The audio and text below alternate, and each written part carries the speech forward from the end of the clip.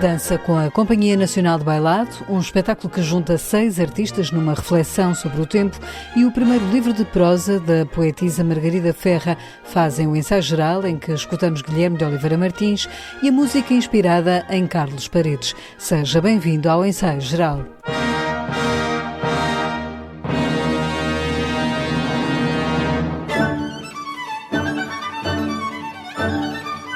A Companhia Nacional de Bailado apresenta, a partir da próxima semana, 3 novas coreografias no palco do Teatro Camões, em Lisboa. Uma delas é uma estreia em Portugal. Stravinsky Violin Concerto, de Jorge Balanchine, apresenta-se com a Orquestra Sinfónica Portuguesa, dirigida pelo maestro José Eduardo Gomes, e 2 bailarinos que dançaram no elenco original, explica Fernando Duarte, diretor da companhia. Quem viveu e quem dançou, e temos cá presentes o Bart Cook e a Maria Calegari, especialmente o Bart Cook, que é a caça original, dizerem que ele próprio fez a coreografia em tempo recorde.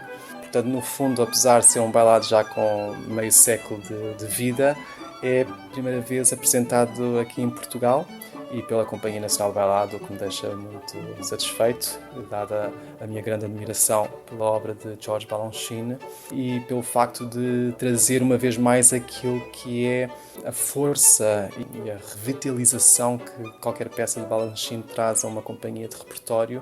Tem uma ligação muito intrínseca com a música, e Balanchine e Stravinsky foram 2 génios que souberam muito bem desenvolver uma criação em conjunto. Esta coreografia de Balanchine para a música de Igor Stravinsky estreou em 1972 com o New York City Ballet no Festival Stravinsky, criado por Balanchine em honra do compositor. A coreografia será dançada a par de outras 2, uma de William Forsythe e outra de Andrew McNichol, que tem influência de Balanchine, diz o diretor da CNB. Balanchine soube levar a dança clássica a vários extremos e outras concessões, não abdicando do seu rigor, da sua precisão, do seu canon. E é isso também que traz novidade às peças, quer do William Forsythe, o Work Within Work, que em si mesmo também já tem alguns anos, mas é uma herdeira dessa revitalização de Balanchine. Portanto, Forsythe faz isso mesmo também,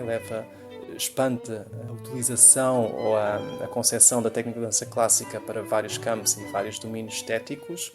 E depois aí sim temos uma novidade, o Upstream, do coreógrafo britânico Andrew McNichol, que estreou em março do ano passado e sobe agora pela primeira vez ao palco do Teatro Camões, que é também essa confluência de heranças, quer de Balanchine, quer de Forsythe. 3 coreografias que têm como chão a dança clássica, num espetáculo que será apresentado a partir do dia 20 e até 2 de março no Teatro Camões, aquela que é a Casa da Dança, à qual a CNB regressou recentemente depois de obras e onde irá promover novas atividades. Aproveito a oportunidade para dar hoje a notícia também da abertura do nosso clube de leituras dançadas, que vai acontecer uma vez por mês às 7 horas no foyer do Teatro Camões, em que haverá uma componente de performatividade ligada à leitura de um autor, e esta sessão terá Flor Bela Espanca, e depois também um convite a um ateliê para o público presente de explorar como é que a dança pode ser dita ou a palavra pode ser dançada. Para já pode ver Forsythe, McNichol e Balanchine a partir de 20 de fevereiro. Antes, a 19, há ensaio geral solidário às 8 da noite. A verba reverte para a Fundação Gulbenkian Institute for Molecular Medicine.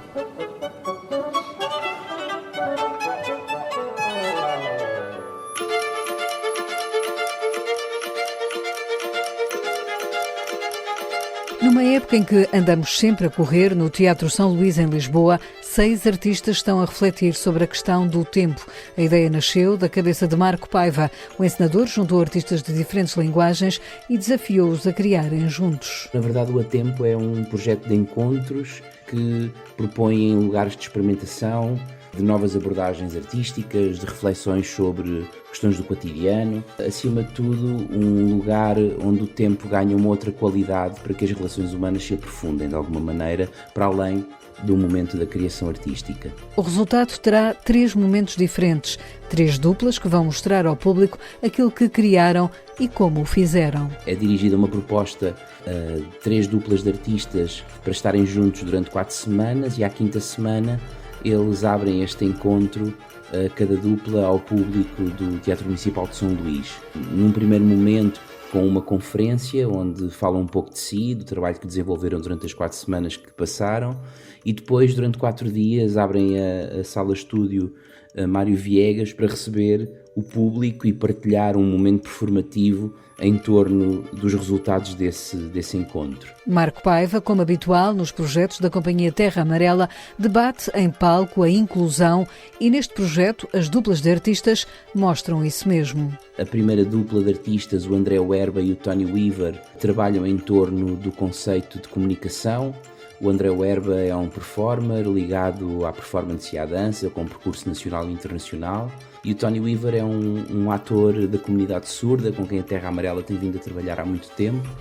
A questão da comunicação acaba por ser o ponto de partida deste encontro do André e do Tony. A segunda dupla, o André Morraças e a Mia Menezes, desenvolvem o seu encontro partindo do conceito de espaço. O André Morraças vindo do lugar do teatro, das artes plásticas, a Mia mais ligada à dança e à performance, e a última dupla, a Raquel André e o Alio Baio, trabalham em torno do conceito de memória, a Raquel vinda também das artes performativas, o Alio da música, da fotografia. Portanto, são artistas muito distintos que se encontram, cada dupla acaba por expor, a partir destes encontros, um objeto artístico, e cabe depois ao público, visitando estes 3 momentos distintos, abraçar a liberdade de criar uma dramaturgia em torno destes 3 objetos que terá a oportunidade de assistir. Comunicação, espaço e memória são as temáticas destes 3 momentos de espetáculo. O primeiro poderá ver já este sábado no São Luís. Depois, o projeto do espaço, de André Morraças e Mia Menezes, começa dia 17 e o projeto da memória, com Raquel André e Alio Baio, a 24 de fevereiro, com conferências com entrada gratuita.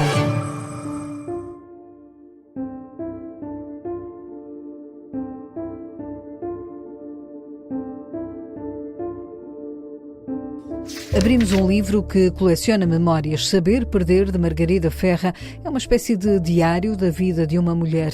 Um caderno de notas com impressões sobre o tempo da pandemia, a família, as viagens e os amigos. Margarida Ferra, que conhecíamos como poetisa, lança assim o primeiro livro de prosa e quebra o prolongado silêncio. Porque é que me obriguei ao silêncio? Não foi tanto uma obrigação, mas uma resistência a criar espaço para falar. No fundo, acho que estive muito tempo a ouvir e a ser e a estar, que são maneiras de falar não verbais, mas do domínio da intuição e da relação com os outros cotidiana, menos com outro tipo de intencionalidade, que não é a intencionalidade de quem fala ou de quem escreve.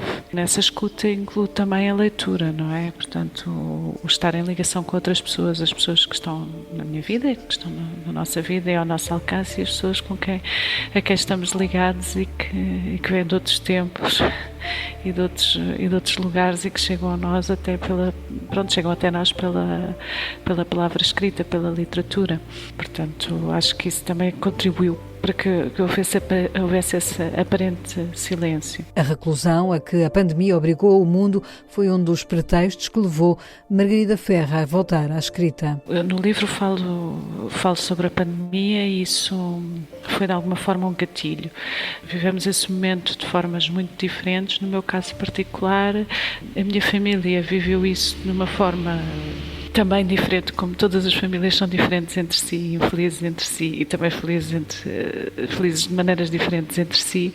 Houve de facto ali um acontecimento na nossa família que fez que foi uma doença que apareceu e que não era Covid-19 e que fez com que me sentisse de alguma forma esmagada pela realidade, pelo que estava a acontecer fora de mim, e a escrita foi a única possibilidade que encontrei de me relacionar com essa realidade e ter algum controle sobre ela. Portanto, ao nomear, ao contar, ao relatar, podia de alguma forma moldar também aquilo que estava a acontecer, em vez de ser esmagada por isso. A autora escreve: colecione memórias mais do que objetos. Em Saber Perder, essas memórias vão sendo desfiadas e misturadas com a ficção. O leitor torna-se num visitante de um museu. Eu vejo esse livro como uma exposição de um museu. Ou seja, há um lado de exposição, há coisas que se expõem e que se mostram, mas os museus têm normalmente reservas, e nas reservas está a maior parte do acervo. Aquilo que é mostrado, aquilo que nós vemos nas galerias é muito menos do que o que habitualmente os museus guardam.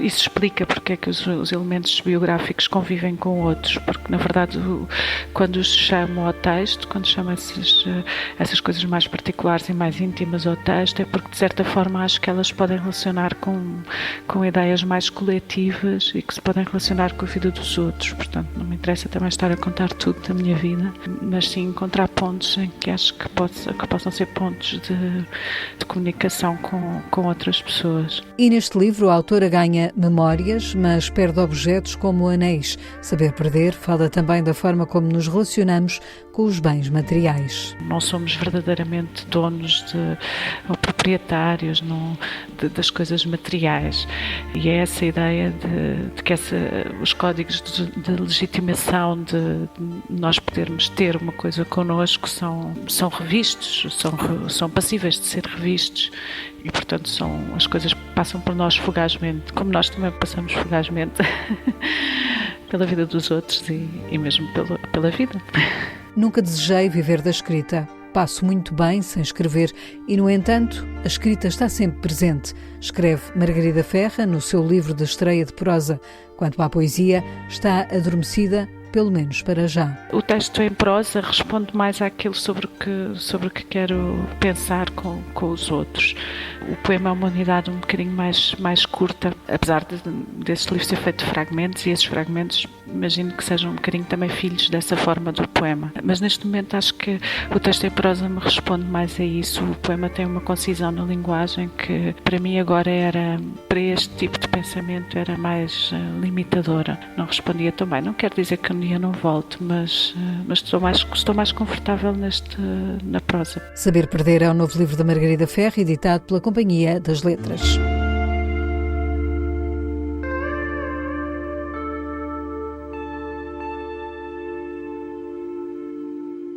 No Ensaio Geral abrimos mais livros, um deles da poesia, com as escolhas de Guilherme de Oliveira Martins, o nosso colaborador do Centro Nacional de Cultura. No centenário do poeta Daniel Filipe, a Presença acaba de reeditar A Invenção do Amor e Outros Poemas, de 1961, primeiro livro da coleção Forma. Recordar Daniel Filipe significa lembrar um grande poeta da língua portuguesa, numa dimensão ampla e universalista. Nascido na Ilha da Boa Vista, em Cabo Verde, em 1925, o poeta veio para Portugal ainda criança. Foi co-diretor dos cadernos Notícias do Bloqueio e colaborador na revista Távola Redonda e no Diário Ilustrado.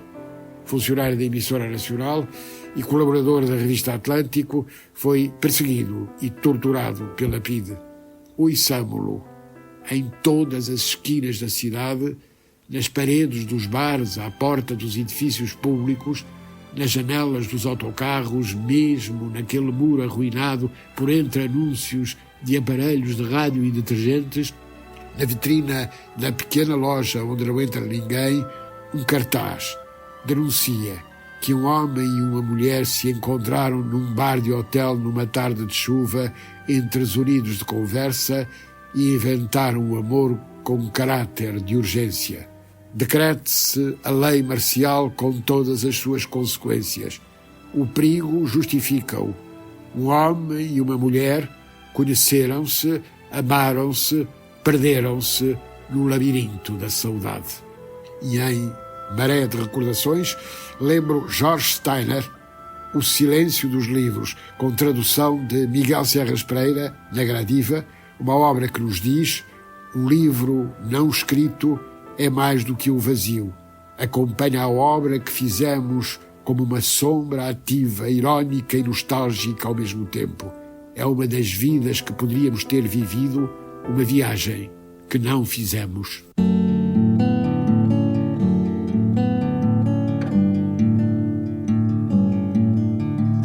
Este domingo passam 100 anos sobre o nascimento de Carlos Paredes e em Coimbra, no convento de São Francisco, a data é assinalada com um concerto único que junta o guitarrista português Norberto Lobo e o americano Ben Chesney. São ambos admiradores de Paredes e confessam a sua influência.